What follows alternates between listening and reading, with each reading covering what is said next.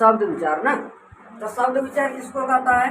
तो शब्द विचार कहता है व्याकरण के जिस भाग में, व्याकरण के जिस भाग में शब्दों का भेद अवस्था और व्युत्पत्ति का वर्णन हो। समझ में आ गया? व्युत्पत्ति का वर्णन हो उसे शब्द विचार कहते हैं। क्या कहते हैं? शब्द विचार कहते हैं। ठीक ना, समझ में आ गया। अब यहाँ देखो शब्द विचार।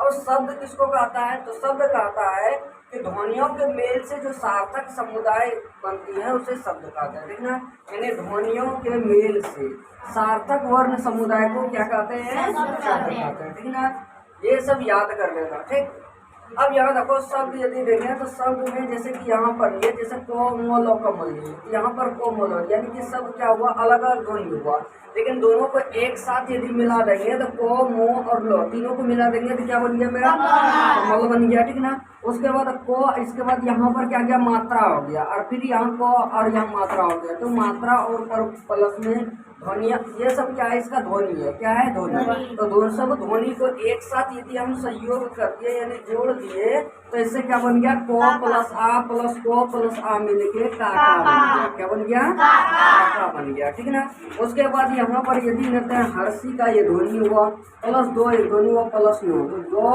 हर्षी का नो, दोनों से यदि सबको जोड़ देंगे तो सब जोड़ के क्या बन गया? मेरा। ठीक ना, तो इसी तरह से शब्द जुड़ जुड़कर, इसी तरह से ध्वनियां जुड़ जुड़कर एक शब्द बनता है। समझ में आ गया? अब देखो किसी भी शब्द के रचना के संबंध में उसे चार तरह से विचार किया जाता है, चार भागों में बांटा जाता है। ठीक ना, एक होता है अर्थ की दृष्टि से बांटा जाता है, चार तरह के विचार या विचार में बांटा जाता है। ठीक है, किसी शब्द की रचना के संबंध में चार तरह के विचार में किया जाता है। ठीक ना, पहला क्या होता है? एक अर्थ की दृष्टि से किया जाता है, दूसरा होता है व्युत्पत्ति की दृष्टि से किया जाता है, तीसरा होता है उद्गम या उत्पत्ति कहो। ठीक है ना, उत्पत्ति के दृष्टि से किया जाता है, और चौथा प्रयोग यानी व्यवहार के दृष्टि से किया जाता है। ठीक है ना, समझ में आया?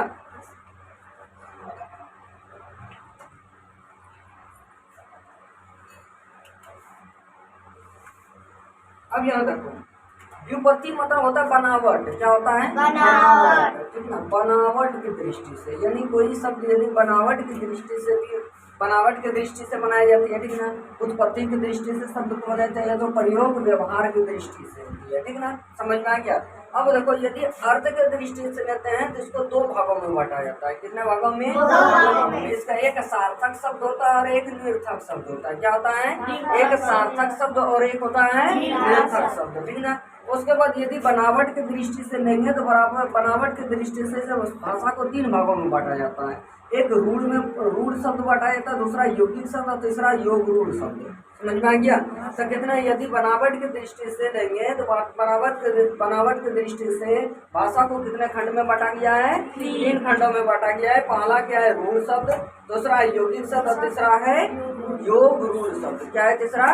योग रूढ़ शब्द। ठीक है ना, उसके बाद तीसरा नंबर पे आता है इसका उद्गम की यानी उत्पत्ति की दृष्टि से। किसके दृष्टि से? उत्पत्ति की दृष्टि से लेते हैं तो उत्पत्ति की दृष्टि से चार भागों में इसे बांटा गया। कितने भागों में? चार भागों में बांटा गया। पहला क्या है? मेरा तत्सम है। क्या है? तत्सम है। दूसरा क्या है? तद्भव है। क्या है? तद्भव है। और तीसरा है देशज। क्या है? देशज। और चौथा क्या है? विदेशज। क्या है? विदेशज। समझ में आ गया? यानी कि उत्पत्ति के आधार पर यदि लेंगे तो भाषा को चार खंडों में बांटा गया है। पहला खंड है तत्सम, दूसरा है तद्भव, तीसरा है देशज, चौथा है विदेशज। समझ में आ गया? उसके बाद यदि प्रयोग यानी व्यवहार के दृष्टि से लेते हैं तो व्यवहार के दृष्टि से भाषा को 5 वर्गों में बांटा गया है। कितने वर्गों में? 5 वर्गों में। कौन कौन सा? पहला होता है संज्ञा, दूसरा होता है सर्वनाम, तीसरा होता है विशेषण, चौथा होता है क्रिया, पांचवा होता है अव्यय। क्या होता है? अव्यय। समझ में आ गया?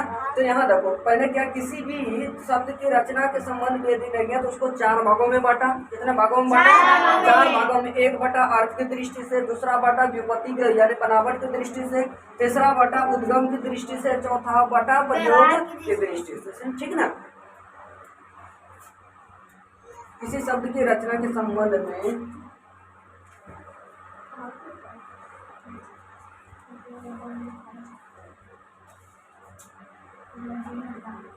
शब्द को चार भागों में बांटा जाता है। शब्द को चार, वो जो लिखा था वो भी सही था। ठीक ना, भागों में बांटा जाता है। समझ में आ गया? तो किसी शब्द की रचना के संबंध में यदि लेंगे तो शब्दों को कितने भागों में बांटा जाता है?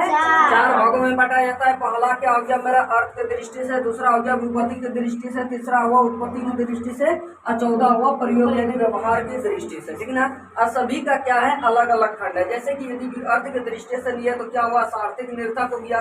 विपत्ति की दृष्टि से हो गया तो रूढ़ योगी योग रूढ़ हो गया। उद्गम के उद्गम यानी उत्पत्ति की दृष्टि से लेंगे भाषा तो 4 प्रकार का होता है, तत्सम, तद्भव, विदेशज और विदेशज। ठीक ना? उसके बाद यहाँ पर प्रयोग व्यवहार की दृष्टि, प्रयोग यानी व्यवहार की दृष्टि से लेते हैं तो 5 भागों में बांटा। पहला संज्ञा, दूसरा सर्वनाम, तीसरा विशेषण, चौथा क्रिया, चौथा पांचवा अव्यय। समझ में आ गया? यहाँ तक में किसी को कोई दिक्कत नहीं? आगे अब पढ़ते हैं अर्थ की दृष्टि से। अब यहाँ पर अर्थ प्रत्येक बारी बारी से शब्द के बारे में पढ़ते हैं कि सार्थक क्या है, निर्थक क्या है, रूढ़ क्या है, योगी क्या है, योग रूढ़ क्या है। ठीक ना? तत्सम, तद्भव, विदेशज, विदेशज, सर्वनाम, संज्ञा, विशेषण, क्रिया, अव्यय, ये सब है क्या। ठीक ना? इसको बारी बारी से पढ़ते हैं। तो सबसे पहले हम ये देते हैं अर्थ की दृष्टि से। क्या लेते हैं? अर्थ की दृष्टि से। तो अर्थ की दृष्टि से भाषा को कितने भागों में बांटा गया? शब्दों को 2 भागों में। कितना भागों में? 2 भागों में। पहला क्या हो गया मेरा? सार्थक और दूसरा निरार्थक न निर्थक। क्या? निर्थक। सार्थक शब्द कहता है जिन शब्दों का स्वयं कोई अर्थ होता है। ठीक ना? जिन शब्दों में यानी कि कोई भी शब्द जैसे लेते हैं काका, क्या लेते हैं? काका। पिता, विद्यालय, छात्र, समझ लो स्कूल, ये सब यानी कि जिस शब्द से कोई अर्थ निकलता हो, कुछ अर्थ निकलता हो उसे सार्थक शब्द कहते हैं। और जिस शब्द से कोई अर्थ ही नहीं निकलता हो उसे क्या कहते हैं? निरर्थक शब्द कहते हैं। समझ में आ गया? तो यहाँ देखो, तो सार्थक शब्द यदि कोई पूछेगा तो कि सार्थक शब्द क्या है, तो सार्थक शब्द में बोल रहा है कि जिन शब्दों का स्वयं कुछ अर्थ नहीं होता है उसे सार्थक शब्द कहते हैं। ठीक ना? समझ में आया? सॉरी, नहीं होता है, नहीं होता है तो निरर्थक हो गया, होता है। ठीक ना? तो जिन शब्दों का स्वयं कुछ अर्थ होता है, ठीक है, समझ में आया? कुछ अर्थ होता है उसे सार्थक शब्द कहते हैं। क्या कहते हैं? सार्थक शब्द कहते हैं। जैसे माता, पिता, भाई, बहन, उसका चाचा, चाची, ताऊ, फुआ, मौसी, बुआ, ठीक है ना, फूफा, ये सब जितना होती है सबका क्या होता है? कुछ ना कुछ अर्थ निकलता है। ठीक है ना?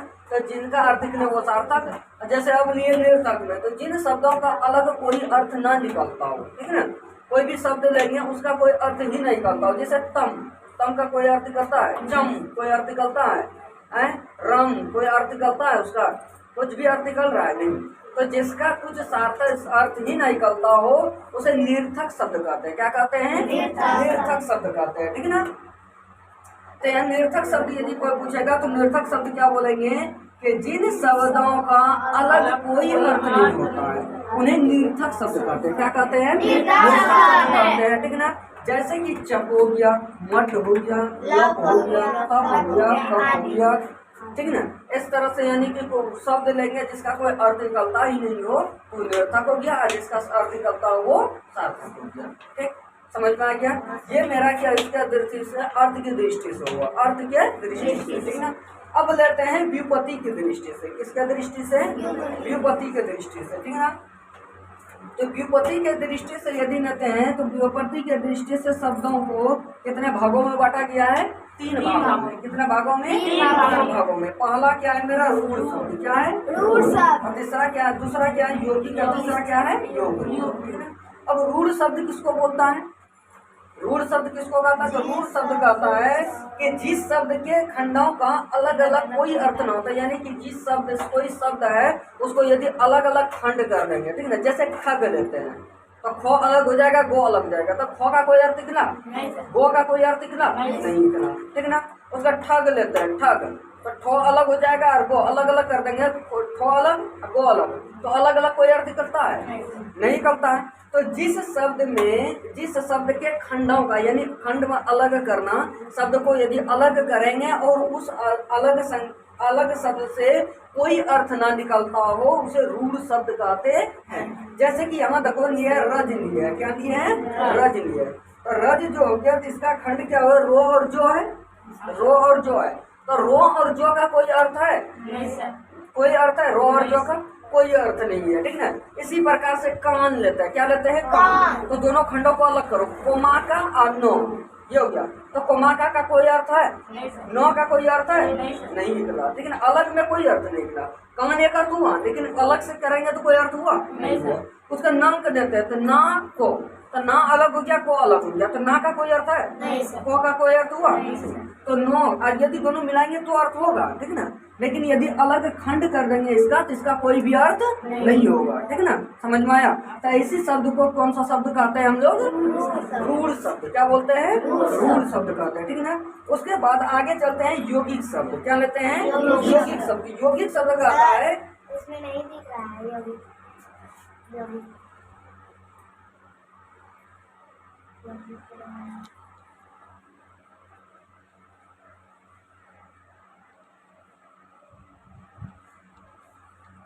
देखो आगे क्या है मेरा, यौगिक शब्द। क्या गया, यौगिक शब्द। यौगिक शब्द कहता है जिन शब्दों के खंड सार्थक होता है, यानी कि किसी भी शब्द, कोई भी शब्द लेंगे जिसका खंड क्या हो जाए, सार्थक हो जाए। क्या हो जाए, सार्थक हो जाए, उसे यौगिक कहते हैं। जैसे दूध वाला लेते हैं, क्या लेते हैं, दूध वाला। तो दूध वाला लेंगे तो दूध अतब वाला, दोनों को खंड को अलग करेंगे तो पहले दूध, उसके बाद वाला। तो दूध हो गया, अब वाला हो गया, दूध बेचने वाले को वाला कहे, तो दोनों का अर्थ निकल गया ना। एक दूध हुआ, जो गाय भैंस जो दिया वो दूध हो गया, ठीक है ना। दूध और वाला, यानी वाला का दूध को बेचने वाला जो है वो मनुष्य को बोला वाला, जो बेच रहा है, ठीक ना, वो वाला हो गया। और जो बेच रहा है, जो चीज वो बेच रहा है वो दूध हो गया, ठीक है ना। तो दोनों का समान अर्थ निकल गया, दूध का भी और वाला का भी, ठीक है ना। तो जिन शब्दों के खंडों का कुछ न कुछ अर्थ निकलता हो, उसे क्या कहते हैं, यौगिक शब्द कहते हैं। क्या कहते हैं, यौगिक शब्द कहते हैं। समझ में आ गया। उसके बाद देखो यौगिक शब्द समझ में आ गया। तो जिन शब्दों के खंडों का कुछ अर्थ निकलता हो, खंडों को अलग करने पर कुछ अर्थ निकलता हो, उसे क्या, कौन सा शब्द कहते हैं, यौगिक शब्द कहते हैं, ठीक ना। अब तीसरा होता है योग रूढ़ शब्द। क्या होता है, योग रूढ़ शब्द, ठीक ना। तो योग रूढ़ शब्द कहता है कि जो शब्द अपने समान अर्थ को छोड़कर, यहाँ देखो, जो शब्द अपने सामान्य अर्थ को छोड़कर विशेष अर्थ पैदा करता है, ठीक ना। समान अर्थ को छोड़ दिया और उसका अर्थ अलग अर्थ पैदा करे, तो उसे कहता है योग रूढ़ शब्द, ठीक ना। जैसे योग रूढ़ शब्द में जैसे लंबोदर लेते हैं, ठीक ना। तो लंबोदर किसको बोलते हैं, गणेश भगवान को बोलते हैं। तो उससे क्या होता है, दूसरा शब्द लिखना गणेश भगवान, लिखना ना, लंबोदर गणेश भगवान लिखना। तो एक शब्द है लंबोदर, लेकिन उससे क्या लिखना, एक अलग शब्द लिखना गणेश भगवान, ठीक है ना। तो इस तरह का यदि कोई शब्द रहे और उसका अलग अर्थ निकले, क्या निकले, अलग अर्थ निकले, तो उसे कहता है योग रूढ़ शब्द, ठीक ना। समझ में आ गया। जैसे चक्रमणि, चक्र में मणि, ठीक है ना, चक्रमणि। तो चक्रमणि विष्णु भगवान का जो चक्र होता है उसी को चक्रमणि का, ठीक है ना। तो चक्रमणि यानी चक्रमणि विष्णु भगवान, तो यहाँ विष्णु भगवान से संबंधित हो गया, तो इसका अर्थ विष्णु भगवान से हो गया, तो ये क्या हो गया, चक्रमणि, यानी चक्रमणि है, लेकिन इससे अर्थ क्या हो गया, कहाँ से हो गया, विष्णु भगवान से। तो ये क्या हो गया, योग रूढ़ शब्द हो गया। समझ में आ गया। उसके बाद देखो पंकज, जलज किसको बोलता है, जलाशय को, जलाशय को बोलता है ना। जब पर्यायवाची शब्द पढ़ते हो तो पर्यायवाची शब्द में क्या होता है, सबका अलग अलग अर्थ निकलता है। जैसे जलज हुआ तो जलाशय को बोला जाता है जलज, ठीक ना। तो जलाशय हुआ तो इसका अर्थ से क्या हुआ, जलाशय भी हो गया। तो यानी ये अर्थ जलज है, लेकिन इससे अर्थ दूसरा भी निकल रहा है ना। तो दूसरा भी निकल रहा है, तो ये क्या हो गया, योग रूढ़ शब्द हो गया, ठीक। समझ में आ गया यहाँ तक। उसके बाद देखो, जैसे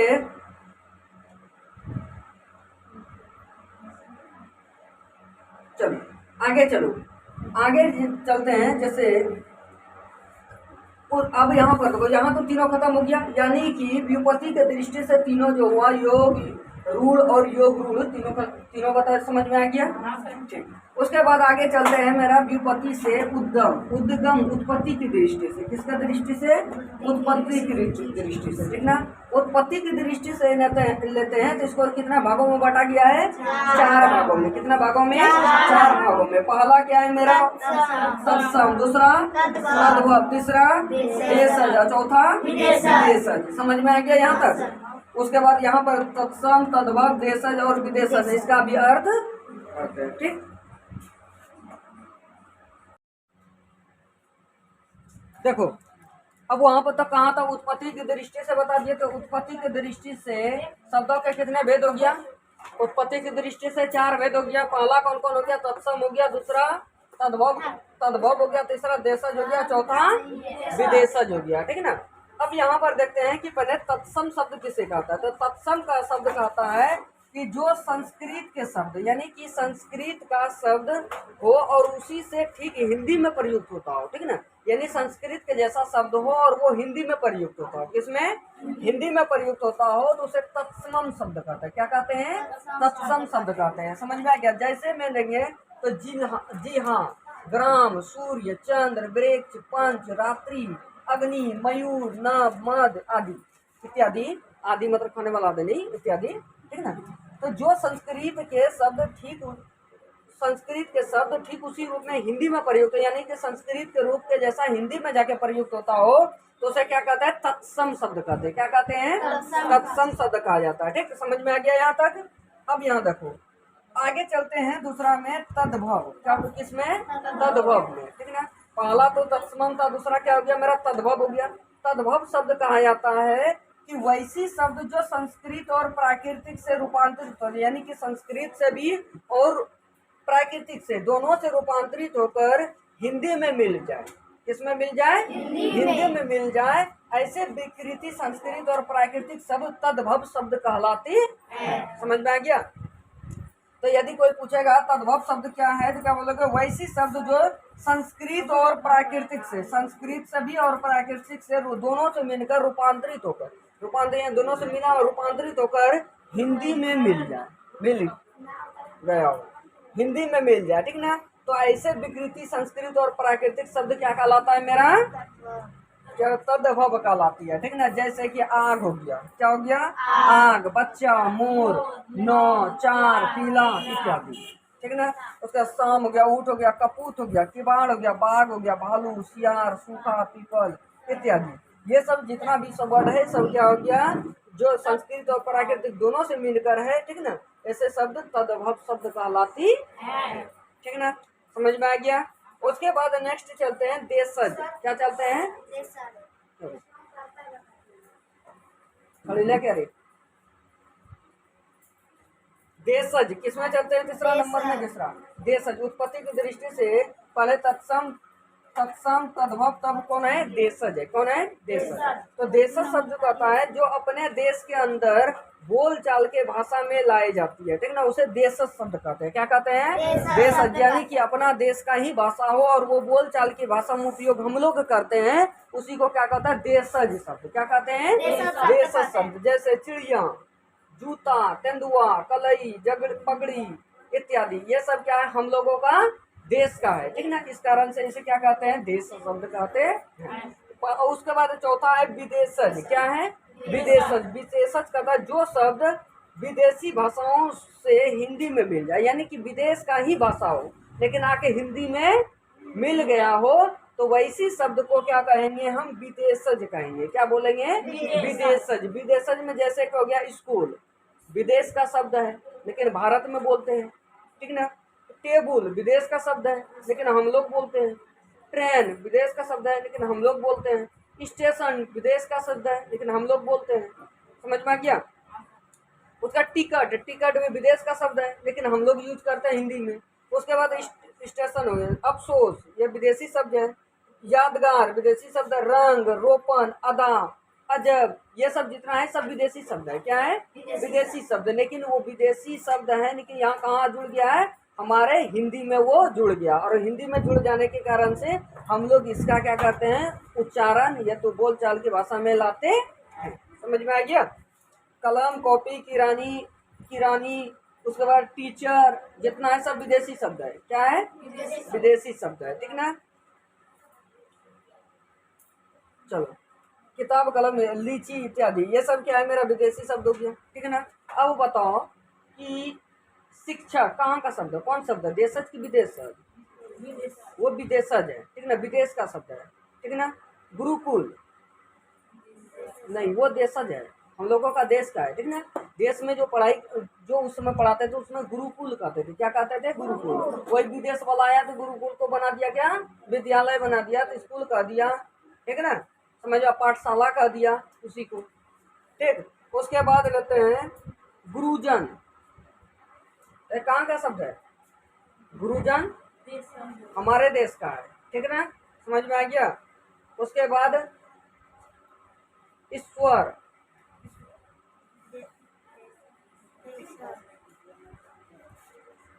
ईश्वर, ये ईश्वर विदेशज हो जाएगा, ठीक ना। और हम लोग क्या करते थे, भगवान, हे भगवान, भगवान, ठीक ना। अब भगवान को ही जोड़ दिया, क्या ईश्वर कर दिया, ठीक, समझ में आ गया। तो ये सब शब्द मिलकर जो समझ में आ गया, तो ये सब शब्द विदेशज हो गया। और चिड़िया, जूता, तेंदुआ, कलई, बाघ, शेर, ये सब जितना है ये सब क्या हो गया, हमारा देशज हो गया, ठीक ना। गुरु, गुरुवर, गुरुकुल, ठीक ना। तो राम, सीता, ये सब जितना है कहाँ का शब्द है, हमारे देश का है, ठीक ना, समझ में आ गया। चलो बाकी यहाँ तक ही रहने दो, बाकी पचमा कौन बचा, पचमा जो बचा मेरा, तो पचमा कल पढ़ेंगे, नहीं तो नेक्स्ट क्लास में हम पचमा वाला पढ़ेंगे, क्या उसमें संज्ञा, सर्वनाम, उसके बाद कौन है क्रिया, विशेषण और अव्यय ना, यानी कि प्रयोग, यानी व्यवहार की दृष्टि से आने वाले भाषा जो है उनके 5 भेद होते हैं।